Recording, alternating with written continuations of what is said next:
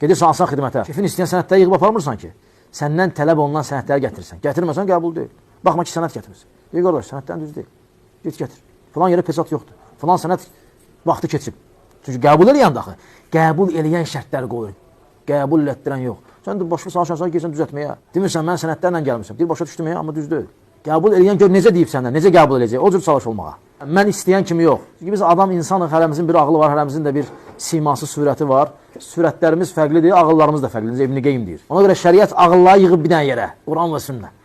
Buraxmayıb ağılları ağıllara. Aydın yox, sənin azardır. Sənə görə sən düz idin, mənə görə də mən düz idim. Sənin ağlın elə kəsir, mənə də ağlım belə kəsir. Belə də yaxşı müsəlmanam, mənə belə heç nə olmaz, mən pişiyə daş atmıram, toyuğa daş atmıram, mən yaxşıyam, mən namaz qılmıram, amma namaz qılandan yaxşıyam.